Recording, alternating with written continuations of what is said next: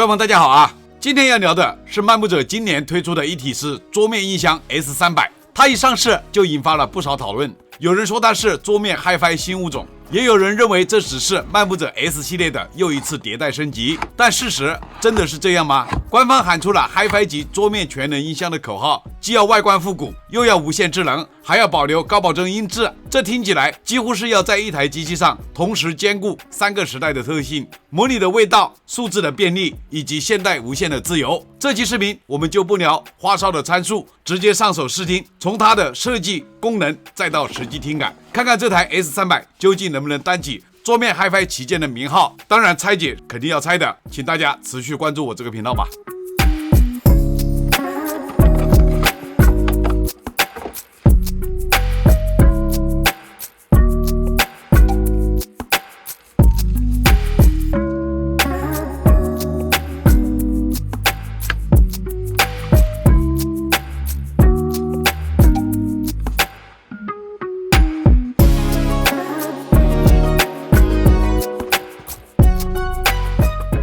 开机以前，咱们先摸一摸，看一看 S300的皮囊。毕竟音箱的第一印象就在这外壳、做工、手感里。S300的箱体采用 MDF 木质结构加贴皮工艺。官方资料说的是箱身板材厚度15毫米，前帐板可能也是加厚的板来抑制谐振，这个需要我们后面拆解片具体来看。它的外表胡桃木皮纹理，贴皮质感处理的比较细腻，没有那种廉价感。前面罩是一块双色编织声学网布，既要阻隔灰尘，又尽量不干扰声波透过。这种设计不厚重，通透感好。控制界面有意思，控制面板采用全铝合金 CNC 一体雕刻工艺制作。复古的波动式开关机旋钮带阻尼感，手感非常 OK。最旁边一个金属旋钮，旋转时有段落感，不是那种松松滑滑的感觉。中间还有3个拨杆设计，这些配合巴黎钉纹之类的金属装饰，让人操作时有一种操作的仪式感。背部接口布局比较简洁，硕大的低音导向孔。Type-C 口 AUX 3.5 毫米输入，还有电源接口，全部镶嵌在这一个拉丝工艺的铝合金背板上面。在配色、外观风格上 ，S300有几种颜色可以选择：黑胡桃、软中咖、贝母白等，以适应不同的家居风格。一句话总结，这台 S300的外观设计是复古加做工精致加操作感强的那种路线，不是走那种极端简洁极现代的风格。整机重量6公斤多，拿在手上是实实在在的分量啊，属于那种你看一眼摸一摸就知道成本不低用料不虚的音箱。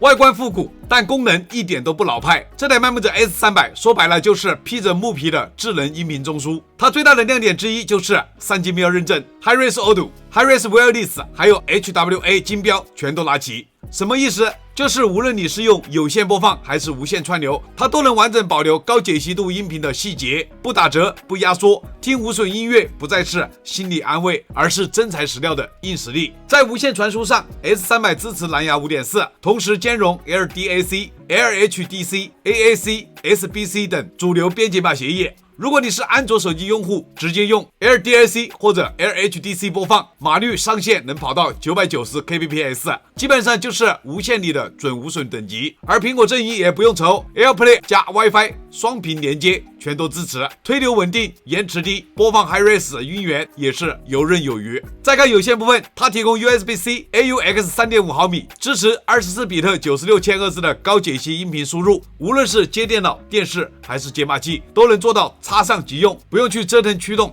功放部分采用全数字 DSP 结构，具备独立的分频和 DRC 动态范围控制，让高中低频各司其职，不会互相抢戏。官方标称频响48赫兹到40千赫兹，并配备2个 1.25 英寸钛膜球顶高音加 5.5 英寸铝盆中低音单元，总功率80瓦。除了这些硬指标，操作体验也很讲究。S300 不仅有手感极好的金属旋钮，还配备了一只独立遥控器，坐在沙发上就能调音量、切输入、改 EQ。同时，它还能连接漫步者 APP， 手机上就能调节音效、固件更新，甚至多房间联播。一句话总结：外表复古，内心数字，外看情怀，内藏科技。漫步者 S300 不仅是一台音箱，更像是把一整套 Hi-Res 家庭音频系统浓缩到了桌面上。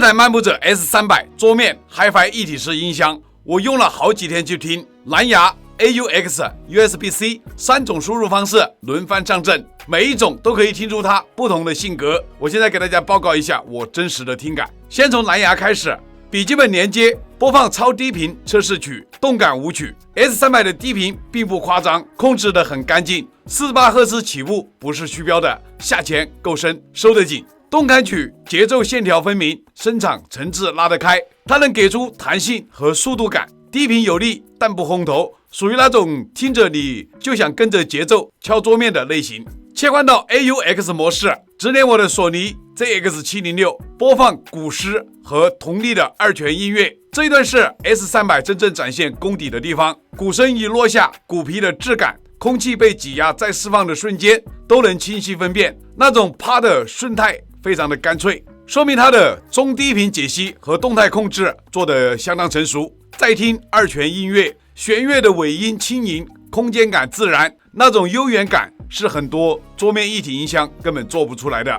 最后就是数字模式，用音箱附赠的 CC 线直连索尼 ZX706， 播放蔡琴的渡口和江志明的男声，这时的声音密度明显提升，人声靠前，背景更加的干净。这种 Hi-Res 有线数字连接的模式，它的黑度与细节是无线比不上的。几天听下来， S300 的声音特征很明显，中性偏暖，细节丰富，久听不累。它不是为了惊艳耳朵，而是可以让你安静的听完一整张你喜欢的音乐专辑。以1500元的价位来看， S300 的整体声音素质、连接完整性和它的做工水准都超出了这个级别该有的表现。如果你正在找一台能放在书房、桌面、卧室的全能型音箱，它值得你花时间亲耳去听。当然，如果你想要那种把地板都震动的极限低频，那就得上更大的系统。但是在桌面级领域，它已经把理性配置和感性听感都平衡得很漂亮。下期视频我们就来拆开它的内部，看看这份声音的背后到底藏了怎样的电路、驱动和功放系统。测试为了了解，才是为了真相，认真车载客观输出。我是离火车载，非常感谢各位老铁们一直以来的支持和鼓励，有你们的陪伴，才有我一直拆下去的动力。这期视频谢谢大家观看，咱们下期视频再见。